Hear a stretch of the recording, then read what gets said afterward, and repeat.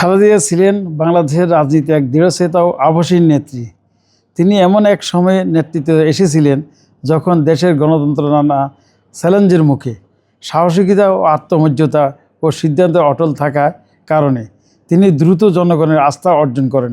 প্রধানমন্ত্রী হিসেবে তিনি প্রশাসনিক দৃঢ়তা ও শৃঙ্খলার উপর গুরুত্ব দিয়েছেন। অবকাঠামো উন্নয়ন, শিক্ষা বিস্তার এবং রাষ্ট্র পরিচালনা ভারসাম্য রক্ষায় চেষ্টা ছিল তার নেতৃত্বের উল্লেখযোগ্য দিক। তিনি জনগণের ভোটাধিকার ও গণতান্ত্রিক মূল্যবোধকে গুরুত্ব দিতেন। প্রতিকূল সময়ে তিনি পিছু হটেননি। আন্দোলন সংগ্রামে তিনি নেতা কর্মীদের সাহস জুগিয়েছেন এবং গণতন্ত্র পুনরুদ্ধারের প্রশ্নে আপোষহীন অবস্থান নিয়েছেন। কারাবরণ ও নানা চাপের মধ্যেও তিনি তার রাজনৈতিক আদর্শে অবিচল ছিলেন। খালেদা জিয়া বাংলাদেশের রাজনীতির নারী নেতৃত্বকে নতুন উচ্চতর নিয়ে গেছেন। তিনি প্রমাণ করেছেন নারীরাও রাষ্ট্র পরিচালনায় দৃঢ় কার্যকর নেতৃত্ব দিতে পারেন। তার নেতৃত্ব বহু নারীর জন্য রাজনীতিতে এগিয়ে আসার পথ তৈরি করেছে।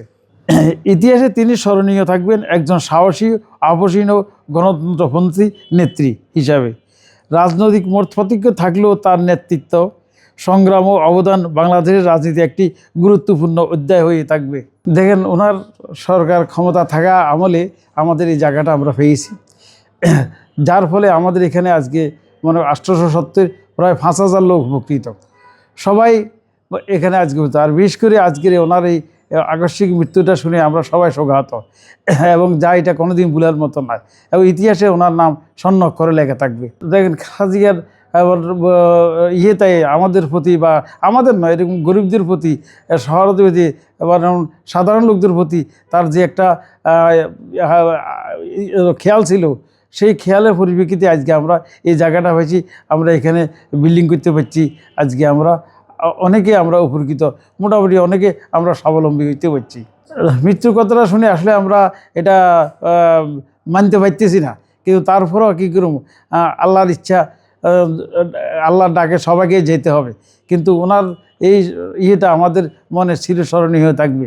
বিশেষ করে আমাদের এখানে 870 জন সদস্য, সবাই আজকে শোকাহত, সবাই আজকে একদম কান্নারোল অবস্থায় আছে। এখানে খালিয়া মনে করো আমাদের যে উনি 3টি আসনে দাঁড়াইছেন, এবং ওনার ছেলে তারেক জিয়াও আসছে দেশে, এবং জনগণ বাংলাদেশে যে একটা রাজনীতির শূন্যতা ছিল সেটা অনেকটা কাটিয়ে গেছে।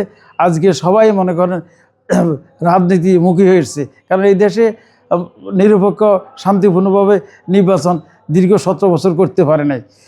এবার নির্বাচনের সবাই আলোর মুখ দেখছে, ইনশাআল্লাহ শান্তিপূর্ণভাবে নির্বাচন হবে আমরা আশা করি। বিশেষ করে আমরা জানি নেতৃত্বে আমাদের 3টা আসনে দাঁড়াইছে, এবং 3টি আসনে উনি জয় করতে পারবে। এবং বর্তমান তারেক জিয়াও ওনার ছেলে, এবং উনিও ইনশাআল্লাহ ভালো। উনি দেখেন নামিয়ে ওনার মাকে না দেখতে যাই উনি জনগণের মাঝে আসছে, এবং আসি সবাই কাছে দেখা করছে, বলছে অবস্থা জানছে, এবং সবাই ওনার প্রতি সবাই দুর্বল, সবাই ওনার আশা করে যে উনি রাষ্ট্র ক্ষমতা আসবে।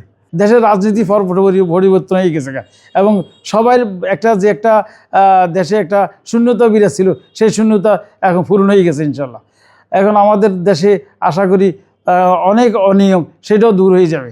দেশের স্বার্থে, জনগণের স্বার্থে ধানের শীষকে ভোট দিলে দেশ এগিয়ে যাবে, এবং মানুষের ভালোবাসা অর্জন হবে, মানুষের আশা পূরণ হবে।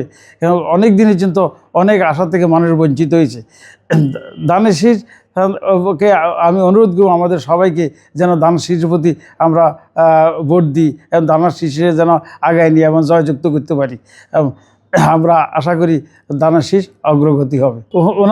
উনি এর আগেও মন্ত্রী ছিল, উনি যথেষ্ট সহমতি, ওনার সম্বন্ধে আমরা ইতিমধ্যে প্রচারণা করতেছি, এবং বলবো আমাদের অত্র এলাকায় যেন ওনাকে নির্বাচিত করে।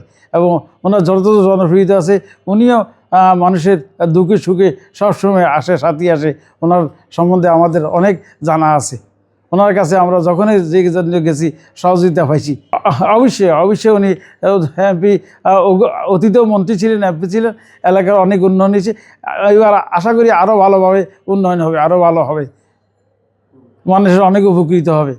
এলাকার অনেক সমস্যা আছে, সেটাও সমাধান হবে।